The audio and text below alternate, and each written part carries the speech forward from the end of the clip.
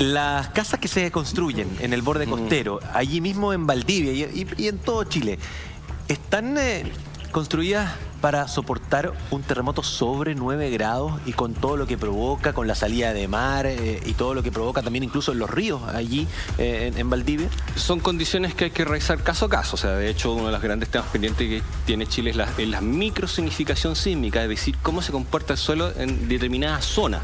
Porque no olvidemos que tenemos un fenómeno, de hecho ocurrió en Valdivia, y lo observamos también cuando fue el tsunami en Indonesia, que fue la liquefacción. Recuerdan que cuando el suelo finalmente se vuelve, se licúa, finalmente produce que las viviendas finalmente se hundan. Ocurrió en Valdivia, también hubo liquefacción, porque está asentado justamente en suelos arenosos. Claro, el fango.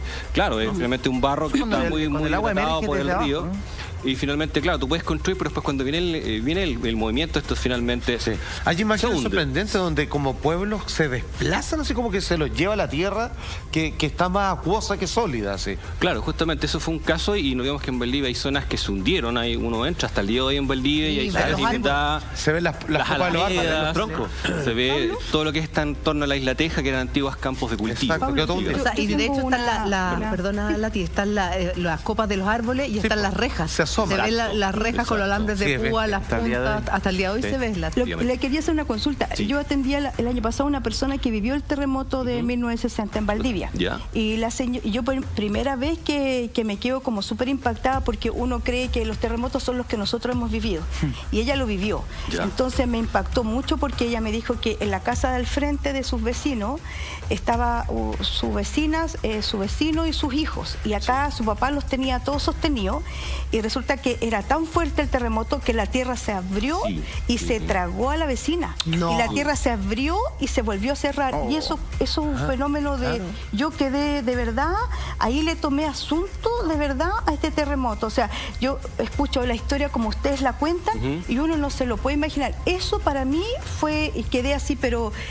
Les juro que en silencio le dije, pero ¿cómo no? Y se abrió la tierra, se la tragó y se cerró. Uno ve las películas, y ellos todos gritaban, pero todos vieron eso y presenciaron eso. Entonces me dijo que eso pasó en ese terremoto. Se abría la tierra y se volvía a cerrar. Bueno, muy bien, el señor Cox da el relato también de algo similar, porque hay reportes justamente cómo se produjeron estas gritas, que finalmente eran bastante profundas, producto de lo que cómo se fue fracturando y fallando el suelo. Porque claro, porque es una fuerza tan impresionante que fue finalmente generando una serie de fracturas. O sea, realmente los relatos que uno lo escuche son realmente impresionantes. Pablo, hay una proyección que nunca logro entender del todo. Si es que ese terremoto con esa intensidad ocurriese hoy, dado que hay otro nivel de urbanización, de otra densidad poblacional, aún con las medidas de construcción adecuadas, ¿sería igual, más o menos destructivo? ¿Se ocurriera con las mismas características hoy? Por ejemplo, si uno se va a la norma sísmica, especialmente lo que son viviendas, tenemos una normativa bastante robusta. Yo creo que de alguna manera andaría bastante bien. Lo que me preocupa sí es el tsunami. Porque ahí justamente, eso no perdona nada. Porque ahí justamente sabemos que el mayor daño en este caso no fue el terremoto, sino que fue el agua. El tsunami fue lo que finalmente cobró más vidas, que en este caso fueron alrededor de 2100, dejando a 2 millones de personas sin casa, y además fue una reconstrucción que duró más de 20 años. O sea, el sur de nuestro país se levanta prácticamente en 20 años después. O sea, fue bastante lento. No olvidemos que estamos con otra economía, era una población de 6 millones de habitantes, era un Chile muy distinto. Entonces fue realmente partir de cero en una macro región, ya que resultó bastante azotada. Entonces, es un tema que hemos levantado siempre. Yo creo que no es primera vez que lo han escuchado, que finalmente toda la zona costera tiene pendiente el tema de cómo robustecemos la normativa, especialmente asociada a lo que es el tsunami, porque es un elemento complejo, sin lugar a dudas.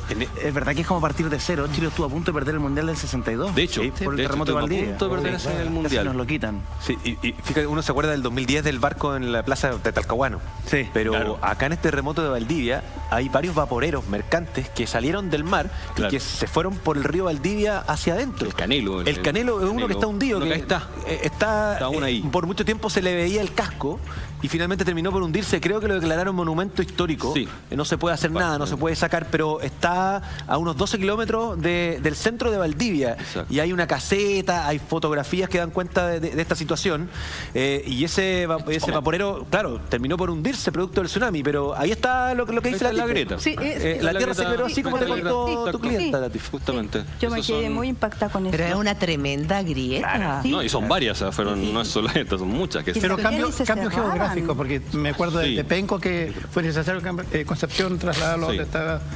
Ese cambio geográfico y el de Valdivia son los únicos que ha habido en Chile. No, siempre los terremotos producen cambios en el borde costero. En términos generales, cuando se produce un terremoto, se producen equilibrio. La Tierra siempre busca el equilibrio. Hay zonas que se hunden y otras zonas que se levantan. ¿Ya? En el caso del 2010 también tenemos costas que se levantaron y que eso produjo que finalmente algunas playas se angostaran. Y uno puede ir a revisar. Hay muy buenos estudios de la Universidad de Concepción, de la Universidad Austral, que dan cuenta dónde estaba la antigua línea de marea.